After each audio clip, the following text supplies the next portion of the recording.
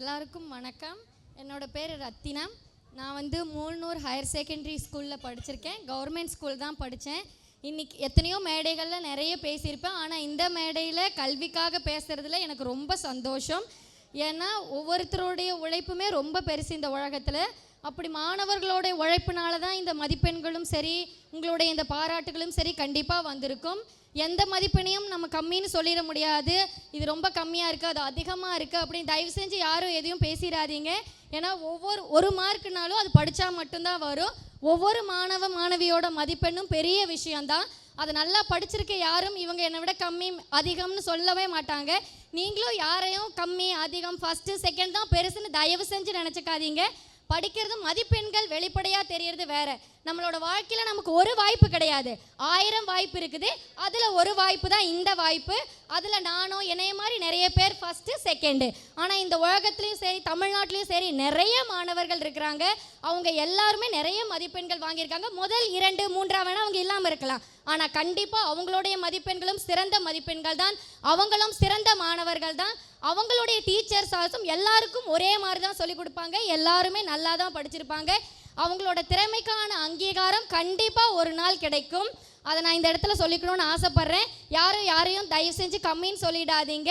எல்லாரும் அவங்கவுங்களோட இதில் ரொம்ப பெரிய விஷயம் பண்ணியிருக்காங்க. இன்றைக்கி முதல்ல என்னோட படித்த எல்லாருக்குமே இந்த டைம் 12th மார்க் வந்து எல்லா குரூப் எல்லாருக்குமே என்னோட கங்க்ராச்சுலேஷன்ஸ், எல்லாருக்குமே வாழ்த்துக்கள். ஒரு மாணவனாக நீங்கள் எவ்வளோ கஷ்டப்பட்டிருப்பீங்கன்னு என்னால் அதை உணர முடியுது. அதே மாதிரி அதுக்கு ஒரு டீச்சரோட சப்போர்ட்டும் சரி, பேரண்ட்ஸோட சப்போர்ட்டும் சரி, அது ரொம்ப ரொம்ப முக்கியம். என்னோட ஸ்கூலில் என்னோட டீச்சர்ஸை என்னை அவ்வளோ மோட்டிவேட் பண்ணியிருக்காங்க. நிறைய விஷயங்கள் எங்களுக்கு சொல்லி கொடுத்துருக்காங்க. அதை ஒரே காரணத்தினால தான் நான் இப்போது இந்த இடத்துல நிற்கிறேன் அப்படின்னு நான் நினைக்கிறேன். என்னதான் நான் நல்லா படிச்சிருக்கலாம், கண்டிப்பாக நாங்களும் படிச்சிருக்கோம், நாங்களும் எஃபோர்ட் போட்டிருக்கோம். ஆனாலும் டீச்சர் சார் இல்லை அப்படிங்கிறனா அது கண்டிப்பாக பாசிபிளே கிடையாது. அவங்க எதையுமே எதிர்பார்க்காம எங்களுக்கு சொல்லி கொடுத்துருக்காங்க. நான் என்னோட மதிப்பெண் வந்து நான் ரொம்ப நாள் நாங்கள் எல்லாருமே நினைப்பீங்க 12th வந்து இந்த பொண்ணு இவ்வளோ மார்க்கு, ஒரு வருஷம் படிச்சிருக்கு அப்படிங்கிற விஷயம் மட்டும்தான் அவங்க எல்லாருக்குமே தெரியும். ஆனால் உண்மை என்னென்னா 12 வருஷம் படிச்சிருக்கோம் நாங்கள். அதோட வெளிப்பாடு தான் இன்றைக்கி உங்களுக்கு தெரியுது. அதுதான் உண்மை. ஏன்னா ஏதோ ஒரு இடத்துல நாங்கள் கொஞ்சம் ஒரு டிஸ்ட்ராக்ஷன் இருந்திருந்தா கூட இங்கே இடத்துல கண்டிப்பாக நிற்க முடியாது.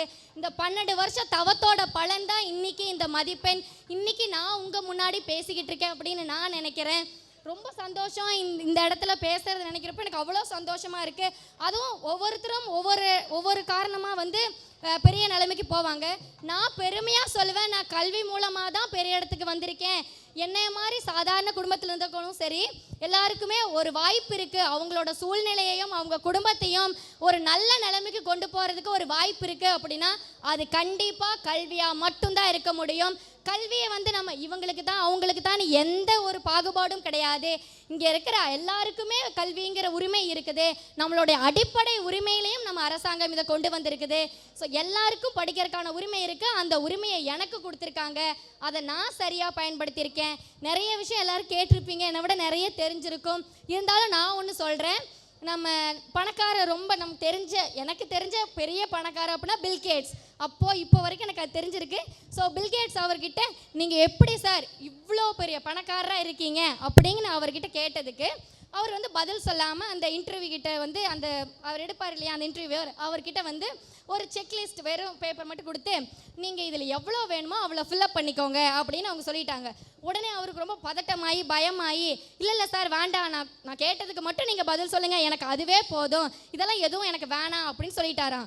உடனே அதுக்கு பில்கேட் சொல்கிறாராம், பார்த்தீங்களா நான் உங்களுக்கு எவ்வளோ அருமையாக ஒரு வாய்ப்பு கொடுத்தேன், நீங்கள் இதில் எவ்வளோ வேணாலும் ஃபில்அப் பண்ணி இந்நேரம் என்னை விட பெரிய பணக்காரனாக ஆயிருக்கலாம், ஆனால் நீங்கள் அந்த வாய்ப்பை தவற விட்டுட்டீங்க அப்படின்னு அவர்கிட்ட சொன்னாராம். ஸோ வாய்ப்பை தான் நம்ம முதல்ல நல்லா பயன்படுத்திக்கணும். வாய்ப்பு எல்லாருக்குமே இருக்கும். அதை யார் சரியாக பயன்படுத்துகிறாங்களோ அவங்க தான் வாழ்க்கையில் ஜெயிப்பாங்க. திறமை எல்லா மனுஷக்கிட்டமே இருக்கும். ஒருத்தன் வந்து தோத்துட்டான் ஜெயிச்சிட்டாங்கிறத எதை வச்சு முடிவு பண்ணுறோன்னா அவன் திறமையை வச்சு கிடையாது. ஏன்னா எல்லாருக்கும் தான் திறமை இருக்குது. அப்போது அவனுக்கு கொடுத்த அந்த வாய்ப்பை அவன் சரியாக பயன்படுத்தினானா இல்லையா, அதை வச்சு தான் அவன் வெற்றியாளனா தோல்வியாளனாங்கிறது முடிவு பண்ண முடியும். வாழ்க்கையில் எப்போவுமே தன்னம்பிக்கை, தைரியம், விடாமுயற்சி இது எல்லாமே தான் நம்மளை ஒரு நல்ல நிலைமைக்கு கொண்டு வரும். அதுவும் மாணவர்களாகிய நமக்கு அந்த தன்னம்பிக்கையும் விடாமுயற்சியும் ரொம்ப தேவை அப்படிங்கிறத சொல்லிக்கிறேன். இன்னொரு விஷயம் என்னென்னா, எங்களோட டீச்சர் சார் எங்கள்கிட்ட சொன்ன விஷயம் என்னென்னா, கல்விங்கிறது நீங்கள் வெறும் பணம் சம்பாதிக்கிறதுக்கு மட்டும் கிடையாது. பணம் சம்பாதிக்கிறதுக்கு 1000 வழி இருக்குது. அதுக்கு படிக்கணுங்கிற எந்த அவசியமும் கிடையாது. பணம் சம்பாதிக்கணும்னு நினச்சா நம்ம என்ன வேணால் செய்யலாம். ஆனால் மற்றவங்களுக்கு சேவை செஞ்சு அதன் மூலமாக ஒரு திருப்தி கிடைச்சி, சந்தோஷம் கிடைச்சி, அதில் ஏதோ கொஞ்சம் பணம் கிடைக்கணும் அப்படின்னு நீங்கள் எல்லாம் ஆசைப்பட்டீங்கன்னா தயவு செஞ்சு எல்லாரும் படிங்க. கல்வினால் வர பணம் திருப்தியையும் சந்தோஷத்தையும் கொடுக்கும். வேறு எது மூலமாக வர பணமும் அதை கொடுக்கும்னு எனக்கு தோணலை. நாம் இப்போ ஒரு காகம் சாப்பாடு சாப்பிடுதுன்னா எல்லா காகத்தையும் தான் கூப்பிடும். ஏன்னா அதுக்கு ஒரு நல்ல மனப்பான்மை, நம்மளோட எண்ணம் நல்லா வாழணும்னு. அதே மாதிரி மனித இனமும் நம்ம கூட இருக்கிற, நம்மளை சுற்றி இருக்கிற நம்மளுடைய இனமும் நல்லா வாழணும்னு நினச்சிங்கன்னா அது கல்வியால் தான் முடியும். அது சமூகத்துக்கு நம்ம செய்கிற ஒரு சேவையாக இருக்கும். எப்பவுமே சொல்லுவாங்க, நான் ஏன் 12வது அப்புறம் காலேஜ் படிக்க சொல்கிறாங்கன்னு நீங்கள் எல்லாம் நினைக்கிறீங்க, ஏன் வேலைக்கு போகணும் அப்படின்னு சொல்கிறாங்கன்னு நினைக்கிறீங்க. 12வதோடு முடிச்சுக்கலாமே, ஏன் வேலைக்கு போகணும், ஏன் காலேஜ் போகணும், ஏன் சொல்கிறாங்க? ஏன்னா 12வது வரைக்கும் நம்ம படித்தது நம்மளுடைய சொசைட்டி, நம்மளோட நாடு நமக்கு செஞ்சது. ஆனால் நம்ம நாட்டுக்கு என்ன செய்ய போகிறோம்? அந்த கேள்விக்கான பதில் நம்ம வேலைக்கு போனதுக்கப்புறம் தான் வரும். ஒரு விஷயம் சொல்லுவாங்களே, ஒரு பழமொழி, நாடு உனக்கு என்ன செஞ்சிச்சுன்னு கேட்காத, நீ நாட்டுக்கு என்ன செஞ்ச அதை சொல்லுன்னு சொல்லுவாங்க.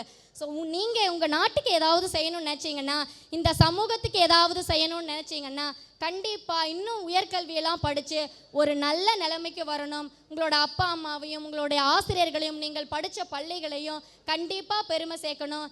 என்னோட இந்த இது முடிஞ்சு போகிற கிடையாது. இன்னும் 1000 லட்சக்கணக்கான கோடிக்கணக்கான ஸ்டூடெண்ட்ஸ் இன்னும் வருவாங்க. அவங்க எல்லாம் நிறைய படிப்பாங்க. நம்மளோட நாட்டுக்கும் சரி, நம்மளுடைய அரசுக்கும் சரி, அவங்களுடைய குடும்பத்துக்கும் சரி நிச்சயம் பெருமை சேர்க்கிற விதமாக அவங்க நடந்துக்குவாங்க அப்படிங்கிறத நான் நம்புகிறோம். நாங்களும் அதை கண்டிப்பாக சொல்லுவோம். எங்களுக்கு இந்த வாய்ப்பு கொடுத்து எல்லாருக்குமே ரொம்ப ரொம்ப ரொம்ப ரொம்ப நன்றி.